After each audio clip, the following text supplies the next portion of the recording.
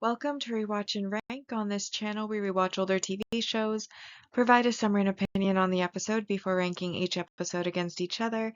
Today's episode is Criminal Minds Season 1, Episode 22, The Fisher King, Part 1. Episode in a nutshell is a brief reminder of what happens in the episode. And usually if something is Part 1 and Part 2, I do count them together as a single episode. However, the exceptions to that, of course, are if Part 1 and Part 2 are not back to back, take place in other seasons, or they have different titles or are not clearly labeled Part 1 and Part 2. In this case, it is the same title. They are clearly stated as Part 1 and Part 2. They do take place technically back to back. However, they are separated into separate seasons, which is why they will be counted as separate episodes in this case. And on to the summary. So the episode starts with everybody going on what they see as well-deserved vacations, and because the entire team is getting to go on vacation, they are feeling like they won't be interrupted because their team is basically off schedule for the entire time. However, Penelope Garcia and Jennifer Giroux are not on vacation, but the episode kind of starts with a few insights into the team's lives. We see Morgan and Elle going to Jamaica to a hotel run by one of Derek's friends. Reed goes to visit his mother. Jason goes to his getaway cabin where he has a date with a woman named Doris. And Aaron goes home to help with the chores and get to spend some quality time with his family. However, as the episode progresses, certain events start to take place. The first one being that a blood trail from a murder victim of a headless body leads right to Elle's door at the hotel, leading to her being arrested for the potential murder until it's proven by the coroner that the murder took place before her and Derek arrived in Jamaica. Then, we learn that Reed's mother is schizophrenic. And he goes to visit her, but then chickens out and doesn't do so. But as he goes the next day to try to visit her again, he is told that there is a package for him, and it is a key and a note. Jennifer Giroux gets a butterfly that's in a shadow box with a cryptic message note on it. Then we have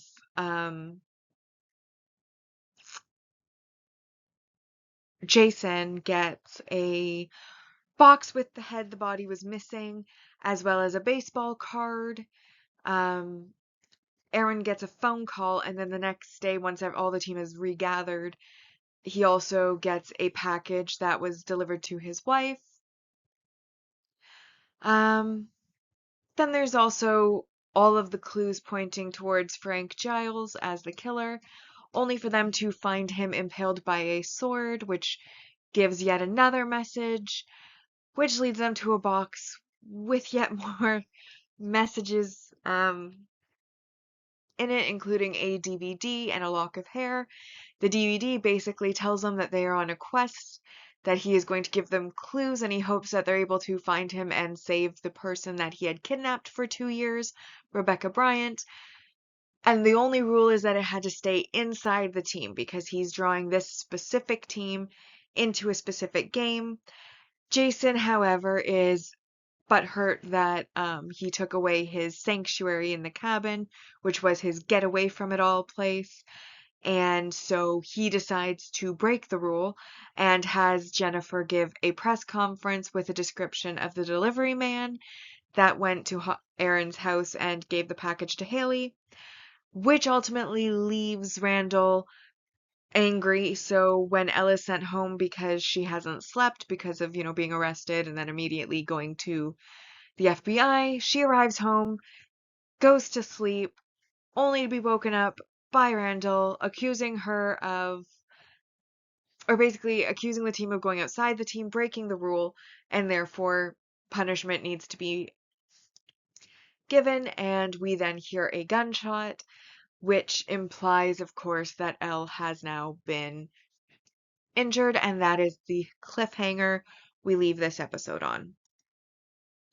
So now that we've been reminded about what happened in the episode, we'll now rank the episode first on the mostly objective ranking list, followed by the personal ranking list. And we start with the mostly objective rank values, and we have some multi-episode supporting character introductions. There's Randall Garner, who ends up being the killer, the Fisher King. Rebecca Bryant, who is the woman he has kidnapped. And then Travis Green is an agent that is really only on the screen for a blip. However, because he does recur in other episodes, it is technically his introduction. And then we have the multi-season supporting character introductions, and that is Diana Reed, which is Reed's mother. And then Gina Sharp, who is a tech that goes to the crime scene, and she will recur in other episodes, presumably at other crime scenes. So she's there as well. And of course, the multi-episodes are worth 2 points, and each of the multi-seasons are worth 3 points.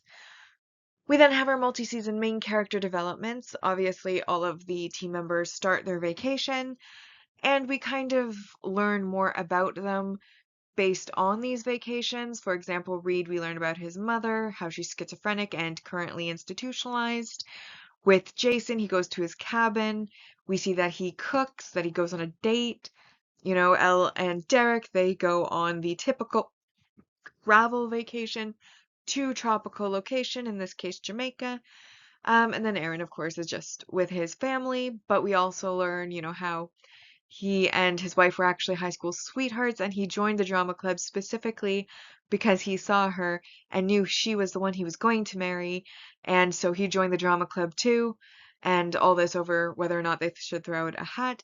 But we get to learn a lot about each of the team members through these slice of life moments at the start of their vacations, worth 4 points. And then, of course, there is the cliffhanger where Elle is potentially been shot. It is left as a cliffhanger as to whether the shot actually connected, whether she died from it or survived it. I mean, spoilers, this is a rewatch. She lives, but at this point, we wouldn't know that. We would know 100% that it was renewed for season 2 because they did not give us a conclusion. But at any rate, that also is worth 4 points. However, I did feel that there were some negatives. Obviously, the first negative is that it really was a complete setup episode. Setting up for part 2, because it is a two-parter, they were able to spend a lot more time developing the characters on the team and the setting, starting the premise of, you know, they're going on a quest. But by the end of the episode, with the death of Frank Giles, it basically is like, your true quest begins now. So basically everything was setting up for this quest. We've got the cliffhanger for the next episode. So everything was setting up for part 2 in this episode. So that was minus 1 point. Minus 2 points for negative messaging or behavior. In the case of Garcia, she decided to play a personal game that's open on the internet on her work Wi-Fi, which of course allowed her to be hacked, and the sensitive information that the FBI contains within all of their systems to become vulnerable to the hacker, which of course ends up being the Fisher King. That's how he knew where to find everybody, all of like where they were, etc. So that basically to me is like, she's the tech guru. She should be aware of the security risks that this posed and still decided to do it anyways. And, you know, maybe if you're going to play a game on a personal computer, instead of connecting to the FBI's Wi-Fi, maybe get like a hotspot or use your own phone's Wi-Fi and, you know, well, I think that's also a hotspot. So yeah, just like hotspot it, because obviously she had a huge security risk, And because she was hacked and allowed that to happen by creating the vulnerability in the first place, everybody's location was able to be found. So I took 2 points for that. And then I did remember parts of the episode, such as, the messages on the walls, um, and Elle's situation at the end. But for all it was a season finale, I really had forgotten what it was actually like about, um, which is why I decided to call it semi-memorable. Moments were memorable, but the overall storyline really isn't. And most likely that will track for part 2 as well. Either way, that still leaves us with 15 points, so it is a 10 out of 10 for the series finale, at least objectively. And now we will have our definitive ranking for season 1. As a reminder, when more than one episode has the same score, we just rank in episode order. But starting, we have in first, Extreme Aggressor, second, Natural Born Killer, third, The Tribe, fourth, Somebody's Watching. This episode is fifth, The Fisher King Part 1. Sixth has Compulsion. Seventh, The Popular Kids. Eighth, The Fox. Eighth is The Fox. Ninth, Secrets and Lies. 10th, Derailed. 11th, Blood Hungry. 12th, What Fresh Hell. 13th, LDSK. 14th, Machismo. 15th, Plain Sight. 16th, Riding the Lightning. 17th is Broken Mirror, followed by 18th, Poison. 19th, A Real Rain. 20th, Won't Get Fooled Again. 21st, Unfinished Business. And then in 22nd, we have Charm and Harm. As for my personal ranking for the episode, as mentioned, it wasn't very memorable of an episode, and so that has to be considered. I do enjoy the slice of life moments and development of the main characters because it is a villain of the week type episode format for this series. A lot of times, a lot of the episode is focused on the specific crime and solving it, and you only get little tidbits of the lives of the actual main characters that you're following week to week. So this episode, I liked that they spent the beginning of the episode really expanding on their personal lives and providing information on, like how they spend their time off, things like that. I enjoyed that part. I also enjoyed the whole like quest and game format and how they're personally being targeted. I'm not a fan of cliffhangers, to be honest, so that also lost some points for me because I would just rather you give me a solid conclusion. In this case, because it was a part 1 and a part 2 episode, okay, but like if this had been when the series was airing and I was watching it for the first time, to be left on a cliffhanger at the end of the season that I would not get an answer to for potentially months later, um, I'd have been pissed. Like I'd have been really angry because I don't enjoy, like I said, cliffhangers.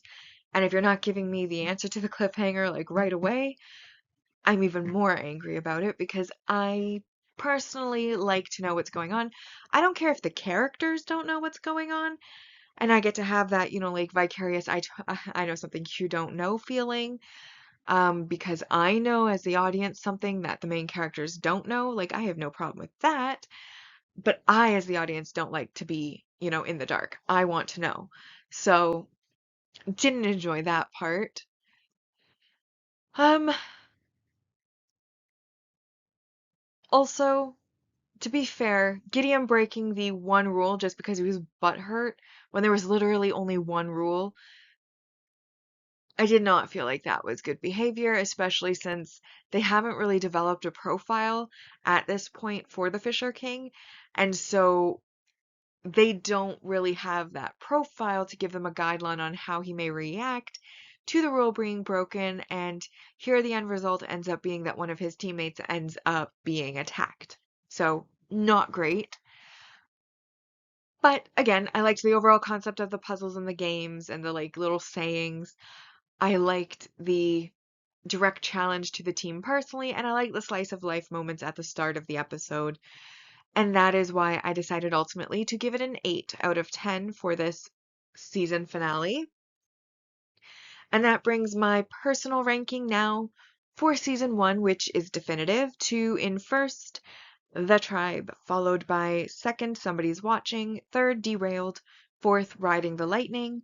I put this episode in fifth, The Fisher King Part 1, sixth, Compulsion, seventh, Machismo, eighth, Plain Sight, ninth, Secrets and Lies, 10th, Extreme Aggressor, 11th is The Popular Kids, 12th, Unfinished Business, 13th, Natural Born Killer, 14th, A Real Rain, 15th, What Fresh Hell, 16th, The Fox, 17th, Blood Hungry, 18th, Charm and Harm, 19th, LDSK, 20th was Won't Get Fooled Again, 21st, Broken Mirror, and then in 22nd, my least favorite episode of this season was Poison.